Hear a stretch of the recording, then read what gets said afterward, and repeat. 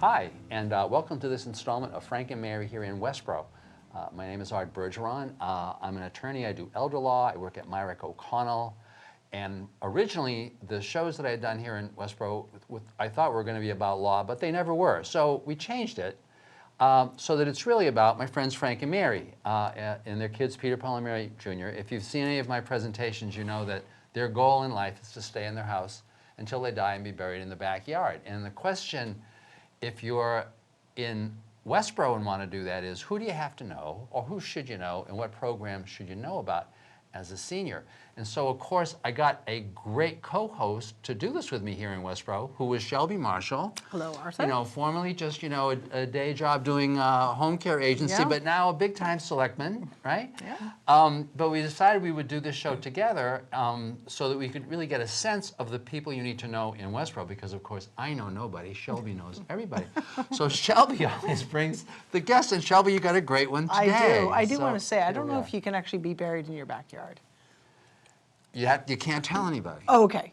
But we do have a new cemetery we're building. Well, that's so great. There's going to be plenty of room. That's but now that's, you know. That's for a different segment. Do you know you can actually you can have your ashes spread any place except at sea? Did you know this? I did know that. You have to get permission from the Coast Guard if you're spreading the ashes within a mile of shore. Wow. If you tell them that you're going up, right? So that's anyway, a different conversation. That's a different conversation. Anyway, we're gonna make it a little brighter today. Yeah. Anyway, we are here with my very good friend Maureen Ambrosino. She's the director of our public library. Maureen, thank you for being our guest. Thank you today. for having me. I'm so excited to be here. Yes, excellent. This is so fun. Well, the library has always been one of my favorite places, from this big to now this big. Mine too. Yeah, there's three of us. Yeah, the library. It is such an amazing place. It's so much more than books. It's a place where the community really gathers for so many things. You've got so much going on, and so obviously we've asked you to be our guest today to talk about what's going on at the library and what would our senior aging community be interested in that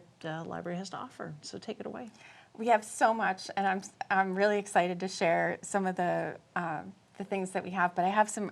By the way, we heard there's a lot of demand. People want you to come back for your regular monthly show. We've heard that there's a No, you know, they've been like, where is she? Where is she? I know. She's here. So she may be coming back. We So need this to may bring be our show this back. may be a preface. It could be. It could be. Yeah. But I have some breaking library news that you Flashing. are all going to be like among the first to hear about. Okay. We're actually changing our hours at the library. Okay. We're adding hours, and we're fortunate great. to be able to do that in a lot of towns where the library is not such a community place.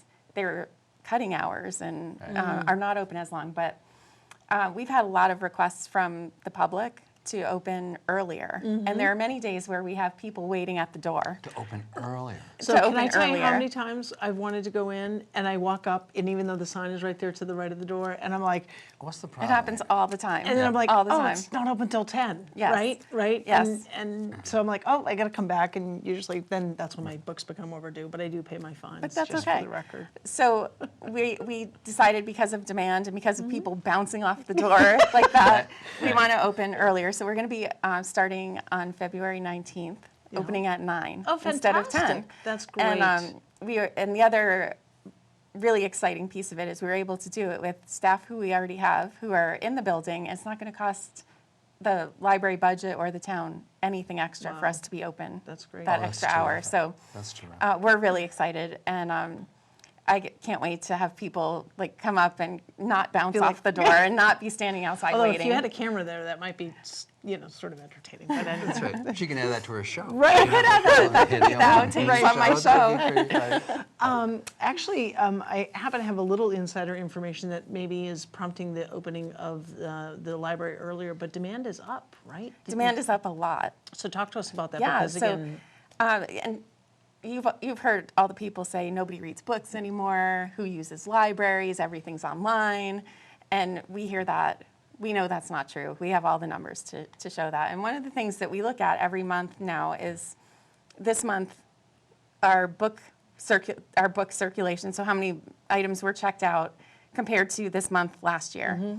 And our January figures, we were up 30%. wow. Over January of last year. Wow. And if that doesn't say right there, people are using That's fantastic. libraries and people are reading and people are coming in and checking out items. And by the way, I know we're talking about today's library, but so before the show, you were saying you've been doing libraries like forever, right? I have for a long time. And yep. your first job was a library with that in a town with 1,000 people. Yes. In the Adirondack, and you were the entire staff. I was right? it. I was it. So to have grown to this is quite something. Yeah. It is. Although I'm just going to repeat the story about the day. So the day you had your new baby. My and, baby And you who's- had to go. You had to bring the baby to the library because otherwise the library was going to be closed. And like everybody from town came to see the baby. Yeah. That's great. And it was, working in a tiny little town like that. Right. I had a 5-member board for the one employee. Obviously, they all came. They were all there. They were I think we were open at that point about 19 hours a week. Wow. And they talked to each other and said, when you have your baby, please bring her to the library with you, because if you have to pay for childcare, you won't be able to afford to come and work here. Wow. So, where else on earth can you work and have your employers say, bring your infant with you to work? And Fantastic. It was just a great. it was great, and it was, story. and it also meant she was around books from the time she was Right. born. Right. She grew up with books, With surrounded books, by right. books. So So I know we're going to talk about the programs, and that obviously is probably of primary interest to our audience. But one of the things I also want to share with our audience is I'm actually a proud member of the Library Board of Trustees. And one of the things that I didn't appreciate until I became a member of the board was the importance of privacy and recognizing the aspect of having a free public library, number one, and privacy. And I didn't appreciate that privacy in terms of when I go in, what I check out, what I read, what I do in the library is private, and it's really between me and the library. And I didn't sort of appreciate that. But if you were, let's say, dealing with Alzheimer's, right? Or dealing with becoming a caregiver, or thinking about getting a divorce or something, you don't want the world necessarily to know, or, in this day and age, political views, right? If I want to check out a book on whomever, it's really no one else's business. And I never really appreciated that until sort of getting a little more deeper into the operations of the library. And I really want to commend the staff for recognizing how important that is, kind of that sort of free access as well as the privacy piece. Just as an ongoing thing, Yeah. especially now, because in the rest of the world, Well, in everything all is of our- online, and you everything's- sort of feel like your privacy isn't being safeguarded, right, with the Right. likes of Facebook and other kind of social media. So anyway, I think your staff takes that appropriately, very seriously. and it's really part of the training that they get, that we get as librarians, that even the discussions that we have with you when you come in to ask a question, that's confidential. And we take that really seriously. We don't discuss anything that you ask with anybody else. Right. The only time we might is if I'm not sure how to answer a question or what resource I need, I might talk to another librarian and say, I have a patron who needs this information. Do you know a good source? Right. But it's actually part of state law that we cannot give your Very information interesting. to anyone. Well, you think about it, we have grandparents that are now caring for children whose or the families have been affected by the opioid crisis, opioid right? issues, right. And so now you're coming in and you're just looking for resources. You're at a loss. I mean, to be able to kind of talk confidentially with a member of the staff to say, do you have information on this? Right. Is there a video that I could rent or what have you? And I just think I think it might be assumed, but I think it's important for our viewers to know that. So. Anyway, let's talk about programs. Let's talk about what you guys do. First of all, the weather's been not so great. Some people get stuck at home. They're recovering from surgery, or they just can't get out. Tell us about your home delivery They're just program. Frank and Mary, and they don't want to go out. They don't want to go Yeah. out, right? Don't wanna go out, right? So we have a really wonderful service we've been offering for a long time, and we're trying to get the word out to residents that we have this home delivery service. Our circulation supervisor, Dan Barber, and one of our library assistants, Carrie Brown, who's probably familiar to a lot of people in town, are doing our home delivery, and our other service that goes along with it is our outreach service, which I'll also talk about. But if you are recovering from an injury, if you're homebound, if you can't get to us, we will bring your library materials to you, and we'll pick up anything that you're returning. Now, I always preface this by saying we're not Domino's. You can't call us and say, you know what, it's raining. Yeah, And, I really need this book yeah, by 6:30. Yeah, it's not that way, and it's not, but it's really intended for those who have a physical or, some type of issue that's preventing them. Right, to they can't get drive to for a us. period of time. Right. Yeah, absolutely. And we are absolutely happy to add stops onto our home delivery service to help out people like that. So how does it work? So you've still got capacity. We do You're still have not- capacity, You're yeah. not like overloaded with. Not yet. So as a trivia question, if I wanted to do that, but I didn't know what I wanted, can I look at your stacks online? Can I know online what you have so that I Yes. can? Oh, you can. Yes, our catalog is online. That's great. Yeah. And That's if you right. if you just like mysteries and you want some new mystery books, Right, you get a you can call us and recommendation. ask that, and one of Yeah. our librarians will pull some That's things. great. Dan will bring them. You can look at what he brings. You can take some, all, none. Yeah. And, And I know you provide this service also for, I believe, the Willows, Yes. right, as well as the Highlands? so Dan makes visits on Thursdays to the Willows, the Highlands, and Beaumont. And at the Willows and Highlands, he does a library hour. So he's there, and he can answer questions. He can take requests from residents, and he brings some books and other materials too for people to browse, so they can check out. And he'll take any of their returns again. He does a library hour. He does a library hour in So- each of those places. So yeah. as part of that, does he like focus on a particular book? Does he talk because that's a lot. That's a really interesting thing. On his weekly visit, he doesn't. Yeah. But the Willows has a monthly book club that he runs.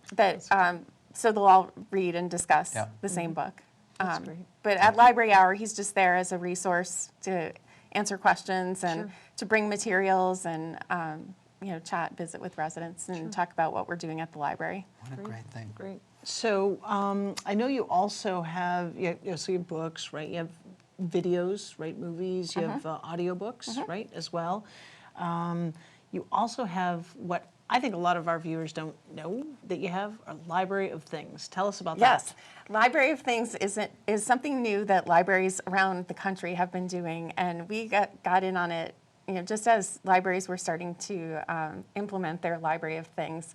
And it's really a collection of things. Right. And it's things that residents have told us that they would like to use and borrow, but not have to buy or store or keep, because it's something they might use a few times. Right. So a few examples of the things we have. We started off with a telescope. And a telescope you can use certain times of the year. Sure. I mean, some Yeah, people this is will great. check it out in the middle of winter, but it gets a lot of use in the spring and summer and in the fall. We have a sewing machine. We have a whole collection of different odd-sized knitting needles that get checked out a lot. We've just added some electronic type equipment. There's an Amazon Echo, so you can try that out and see what it is and how it works. A digital camera. There's a GoPro camera that you've heard of. So those are the ones that you see where someone will strap it onto their forehead or onto their arm, and they'll go mountain biking, and you get the first-person video of what it's like. Oh, yeah. Yeah. I've- But what I thought was, again, for our audience, let's say you're a grandparent, right? You've kind of downsized. You might have some toys, right? But the kids have kind of grown out of those things. So you're anticipating your grandkids coming. Bring them to the library or contact the library in They have advance, toys? knowing their interest, and check something out from the Library of Things. Yeah. And so I know you have, you've got blocks and you've got a huge Connect 4 game, but they've got an amazing array of items. Like, so for example, not necessarily for our grandparents, but we donated a airline harness that we used to use for our daughter. So she was a 5-point harness when she would fly. Yeah. And so we're kind of done with it. It was brand new. We used it like 3 times. So we donated it to the library. So someone could come in and say, hey, I'm taking a trip. I don't have to buy this thing. Right. So anyway, That's like a lot of things that seniors may need to use for a very short time. Yeah. For whatever reason. Right. But I think it just is, again, it's the library is more than just the books. Right. So check out your Library of Things. Right, and we're always looking for ideas for what types of things people are looking for, or things like the 5-point harness Yeah, I mean, it was- that somebody might be finished with that somebody else could use that we could add to our Library of Things and let somebody else use it. And you also have hotspots, right? We do. That's kind of our joke that we loan the internet. But we have these little devices. They're about the size of a credit card. And you just turn the little switch on, and you can connect up to 8 devices to the internet. It's through the cellular signal, and the library pays for the service. Yeah. So you can take it with you on a trip. That's great.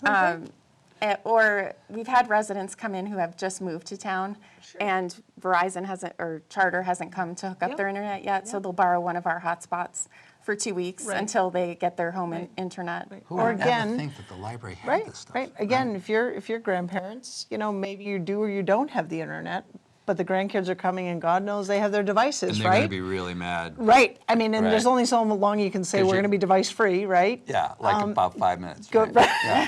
go to the library, borrow a hotspot while they're here. Everyone's happy, and it's a free service. So this really is just a trivia question. So you've been in Westborough now for quite a while, right? So you I came have, here yeah. about how many years now? I've been here since 2005. So a long time. That's 14 years. So have you seen a change in the mix? In the people who are there. I mean, it sounds like in general you've just seen just a greater volume. You just see a lot more people there, right? But has it changed? Are there more young people? Are there more? Has it changed? I'm just It curious. has changed, and what we've seen, because of staffing changes we've been able to make, we now have teenagers using the library every day. When I started working How at the did you do library, that? I know, right? When I started there Yeah. in 2010, we didn't have a teen librarian, and we were fortunate to be able to add a teen librarian position. That's Jen McGrath, who's a Westborough resident, and she's done a phenomenal job creating programs and events for teens and making them feel really welcome in our library. And a year ago, we had an opening and hired a new children's librarian, Hannah Gavalis, who has also done a fabulous job with our children's programming. So we're seeing tons of new families and kids, teens, grandparents coming in with their kids, with their grandkids. And it's just so nice to see the library busy and noisy and messy at the end of the day, because then we know that That's great. they really enjoyed the heck out of the time they were there. And for my friends Frank and Mary, if they're going through, well, a lot of people have got got some memory issues, or they're going through other stuff. Is there like a special section for them, or is there something special they should be doing to try to access things at the library? Just curious. We definitely have resources that can help them, and like I was saying earlier, our librarians are experts at connecting people to books and online resources. But then, if they need connections with any types of services, we can help them find the types of services they need. Which is also pretty wonderful, because once Yeah. again, you just got people who are going through things that they hadn't gone through before. It's like with the kids, only kind of at a different set of issues. And Frank and Mary, so God forbid Mary gets sick, right? But Frank really wants to sort of have an outlet to go and do some things. So I know the library offers a lot of programs. Actually, I was just at the Westborough, as were you, at the Westborough Cultural Council awardee the grant awards event. And the library is host to a number of cultural events. So again, yet another way that the library serves the community. Tell us about some of the things that are going on at the library coming up that our audience might be interested Sure. in. So we do a monthly movie for adults. The one coming up at the end of February is one called First Man. And it's usually movies that have been in the theaters and are now out on DVD. We have a license that allows us to show films like that in public. So we do a monthly movie. It's free. Nice. Free is our favorite price for anything. And our regular ongoing monthly programs, there's a book discussion group. There's one that meets in the morning once a Can month. anyone sort of join Anybody that? can come 'Cause anytime. sometimes those are very exclusive clubs. I know, but ours are not. And Okay, our, okay. our Right. book clubs are always looking for new Great, members. They're very welcoming to new people. And by the way, in terms of finding the hours and all of that jazz, it's just on your website. It's all on You've our got website, all of that yeah. stuff, And right? if someone didn't have internet or had trouble finding it, they can just give us a call and Right. we can tell Great. them. And by the way, what number would that be? That is 508 Yeah? 888-366-3050. Because maybe we can even get them to do a banner and Right. stuff. Was once again just so that it's Yeah, handy. absolutely. Yeah. Right, People are right. actually like, oh well, maybe I'll actually call them. Right. Yeah. Yeah, so we have our morning book club, and we have one that meets in the evening, if that's better for people. And then about 2 years ago, we started a cookbook club, where the Didn't group know that. Wow. where the group sort of reads the same cookbook.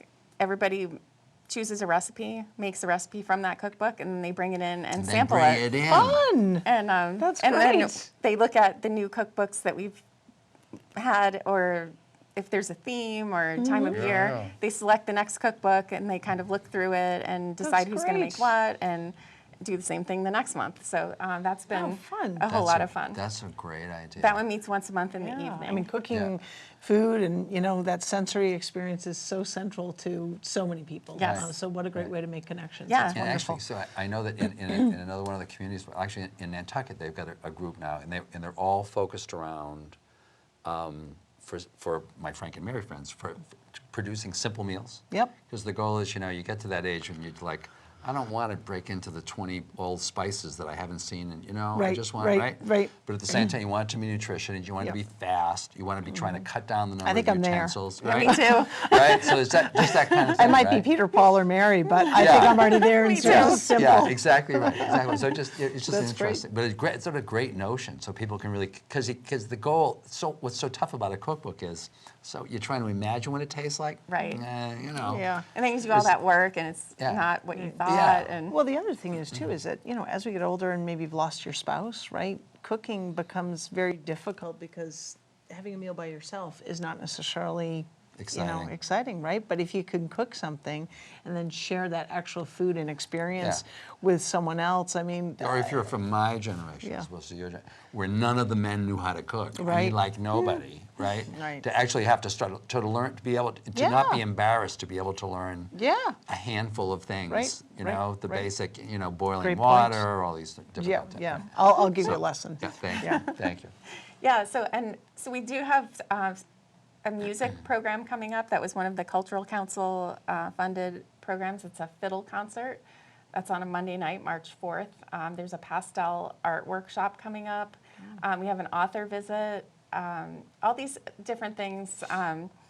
And Stephen Collins is a historical actor performer. He's going to do a one-man show about Herman Melville coming up later in the spring. And we've had a really successful, for the last few years, lecture series on history topics. And they're usually somewhat timely. There was one earlier in 2018 on 1968, which was a really good year. It's a really good there was a year. lot happening in history. Yes. I was born that year. That was a really good year. And I wasn't born yet. She was born that year? I born was, that yeah. year. So I went to San Francisco that year. Really? That was Oh the year- boy. That was the We summer could do of a love. whole There was show a on whole that. show about that. on that year, it was such But I a wouldn't good want to year. say anything in front of a group regarding what was going on. No, or the camera, the Cisco whole in audience. 1968. Yeah, No.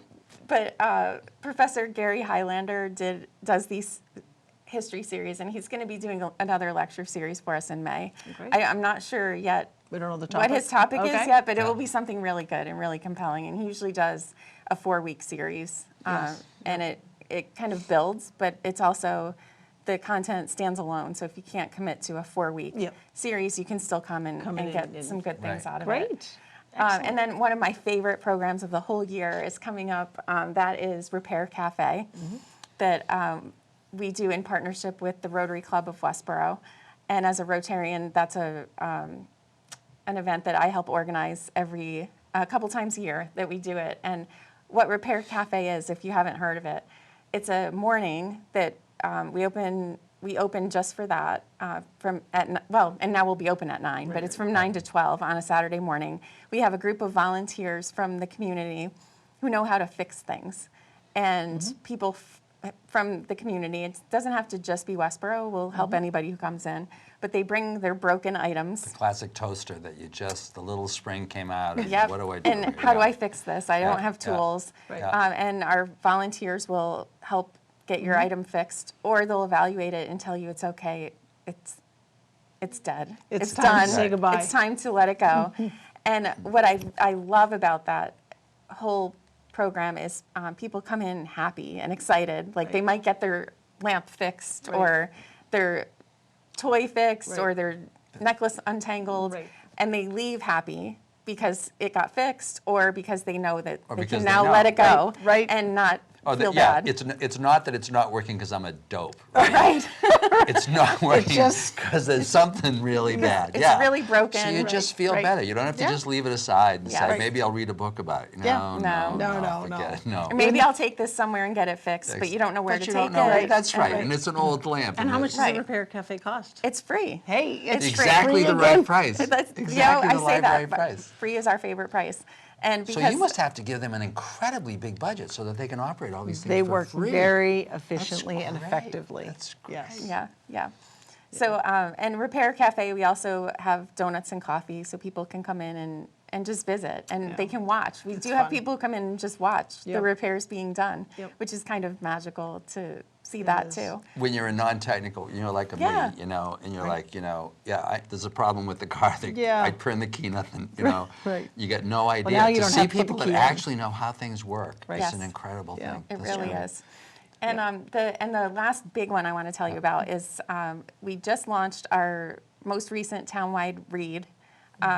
That's our program called Westborough Reads Together. And we've done this a few different times in different ways. We had a group of residents who were helping us plan it, and it morphed into this really amazing program for this year. Instead of everybody just reading a book and talking about the same book and the same themes, the book that they chose is called The Moth, and it's based on a podcast that NPR. That's on NPR, and it's short stories. And the book is a compilation of stories that have been shared on this podcast. And so what we decided to do with this book was focus more on telling our stories. And we really want to hear people's stories about Westborough. Why did you choose to come here? You heard a little bit of mine, but why Westborough? And from people who've been here for a long time, people who just got here, people who've been here for a few years or for a lot of years but aren't originally from here, and just give all of us a chance to hear each other's stories, and because it's so rich. There's people with so many different experiences here, and so we've just started what we're calling Moth Talks. Okay. And in unexpected places. Okay. So that was what I was going to ask. So how does our audience get involved? First of all, where do they get the book? The book is available at the library, and because of generous contributions from Rotary and Civic Club and other groups, we have copies that we can give you for free. They're not books you have to check out and return. We do have some of those, but we have copies that you can take, and it's yours to keep. You can write in it, you can share it with other people. But then once you read it, we want to do our Moth Talks out in the community. So the really creative one, I think, is going to be out on one of the trails at Chauncey. We'll meet there. And there are a few others that if you look in our calendar that's online or call us and see. Pop-up Moth Talks. Pop-up Moth Talks. You never know where there's going to be a Moth Talk. That's great. And Dan, who I mentioned earlier, who does our home delivery, spends a few hours each week at Fountainhead Apartments, and he's going to do a Moth Talk at Fountainhead for anybody who's interested in in discussing the book over there. This was the most incredible thing. So, I said, so Shelby always finds these people, It's just incredible. And specifically for the folks, for Frank and Mary, whether they're from here and now their kids are gone and blah, blah, blah, and they're kind of like hanging around in the house and watching really boring TV, or they moved here for whatever reason, maybe to be close to one of their kids or whatever, to know that there's this place they can go pretty much all the time. Right. Even at 9 in the morning, Right. right, to be able to do this stuff. This is really terrific. I know. Maureen, thank you. You guys are doing great things. Keep it up. Thank Thank you. you so much. Thank you. Thank you. Great. Thank you again. Arthur. Thank you all, and we'll look forward to seeing you on the next installment of Frank and Mary here in Westborough. Thank you very much. Bye.